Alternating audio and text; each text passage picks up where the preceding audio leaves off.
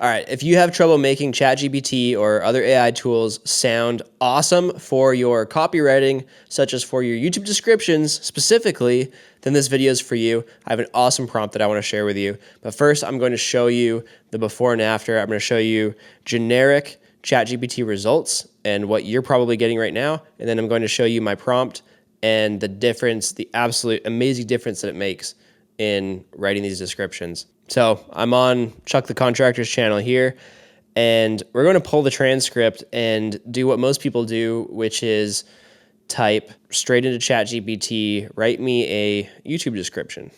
And then they just paste the transcript in, and that's all they do. So I'm going to show you what that looks like.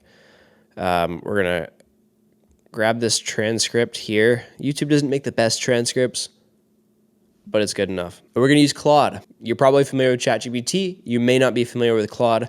I like Claude way better, like way better. So, but we're still going to use this as an example. And heck, let's just throw ChatGPT into the mix. Okay. Write a YouTube description based on this transcript.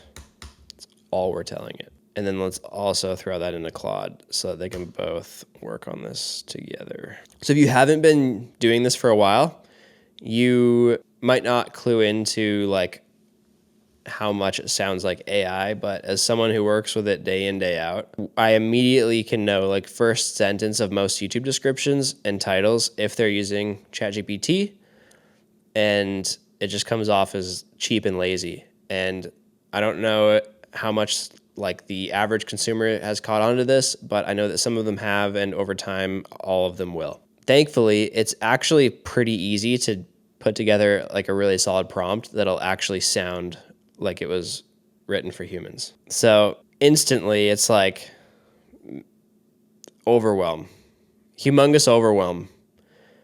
No one is going to read this much in a YouTube description. YouTube descriptions, here's like the psychology when someone clicks into a video on YouTube.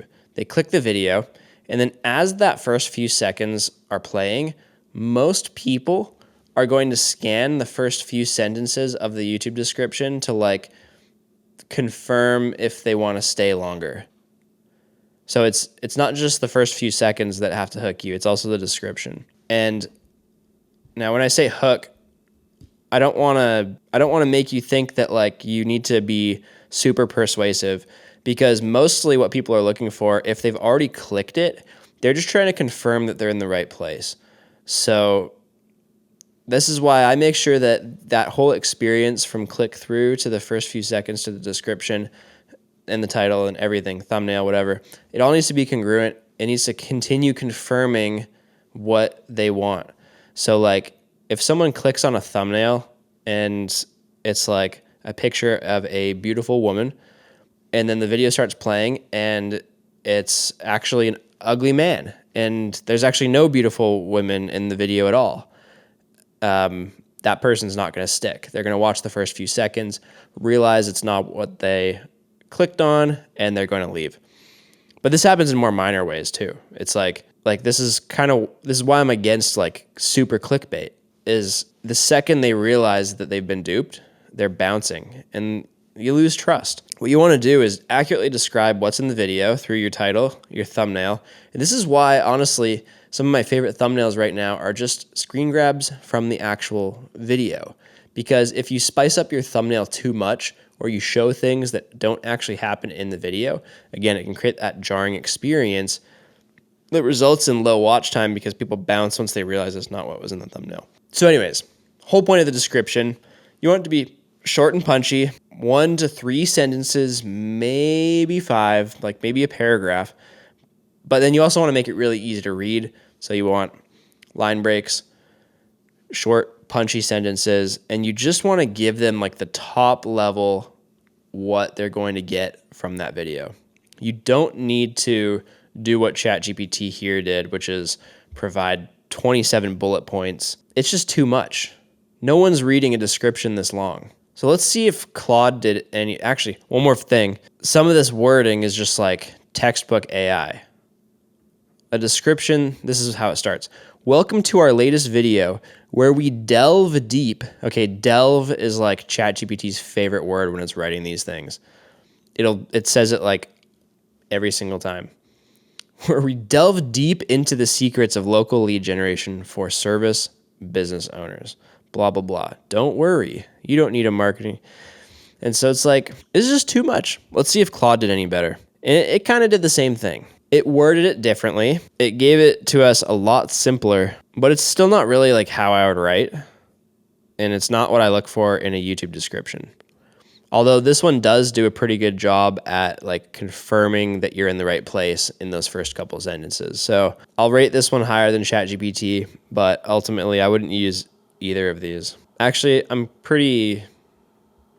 not like totally offended by the one that Claude did. I'm not totally offended by this, but it could be a lot better. So I've created a prompt. You'll want to customize this to your style and what you want to see on your channel. This is not a one size fits all.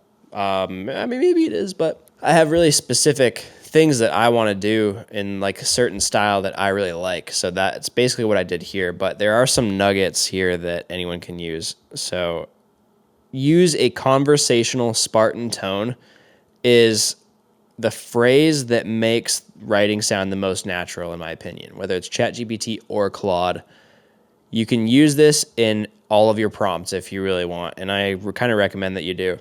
I don't exactly know what Spartan means in regards to tone, but it works super well. It basically makes it sound like it's spoken word that was written down. Like it just sounds more casual, easy to read, simple.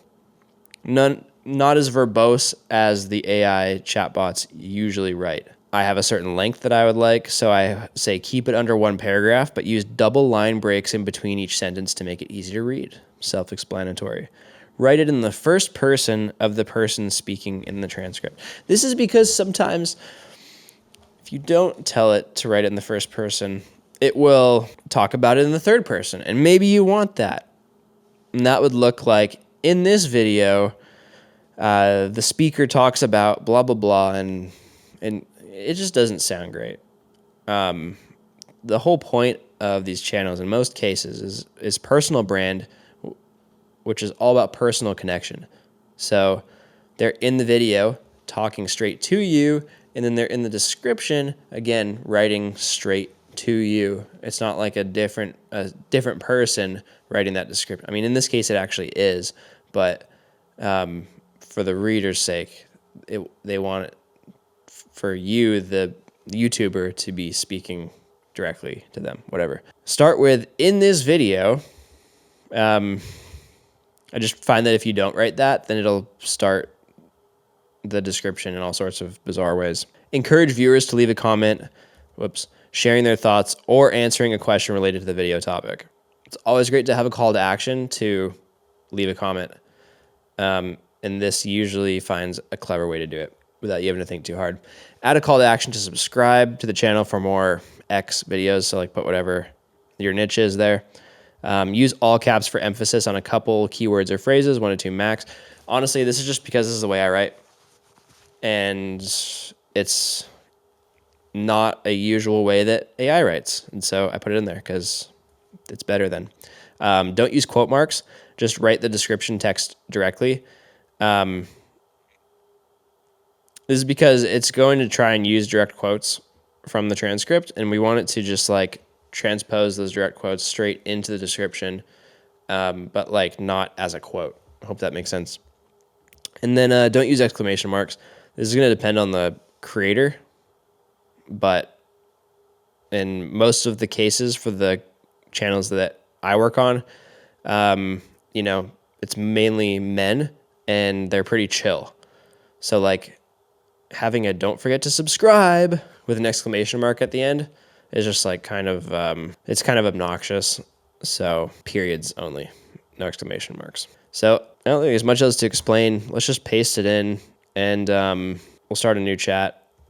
I'm going to paste that in. I'm going to, what have I done? I'm going to open a new instance of Claude. I have to go copy and paste it from the other thing.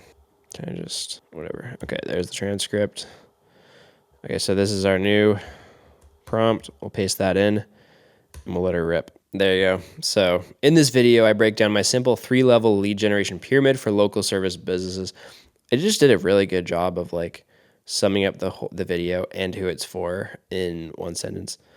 Whether you're just starting out or trying to take things to the next level, understanding this framework is key. I love that because it just like it gives it that like casual / like personally written. It's hard to explain, but again, this is just how I write. So I wrote it to kind of mimic that.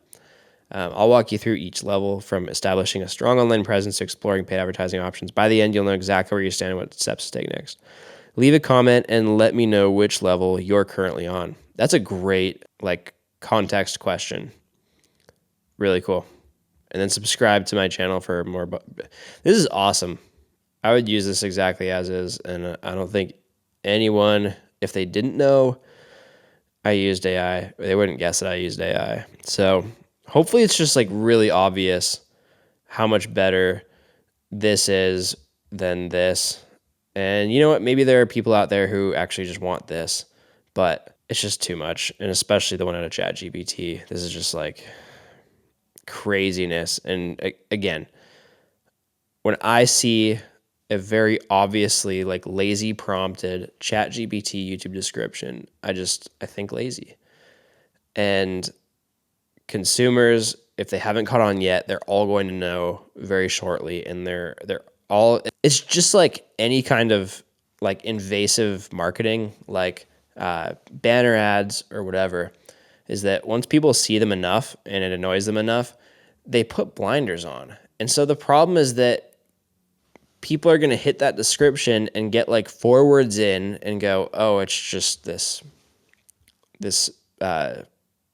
lazy AI paragraph that's not actually going to tell me what's in it because it's like super verbose and it's taking 10 sentences to say what could have been said in one. And so they're just going to start ignoring it. And that's why this part's really important because, like I said in the beginning, the description has to confirm they're in the right place in the first couple of sentences. And I think this is a really good way to do it. And I think that if you have that natural language touch, it just elevates your stuff to the next level. And it's so funny I'm saying this because a couple of years ago, I would not have imagined that I'd be making a video explaining how to use the robots to make more realistic writing because people are starting to notice that we're using the robots to do our writing. Yet here we are. So I hope this video was helpful.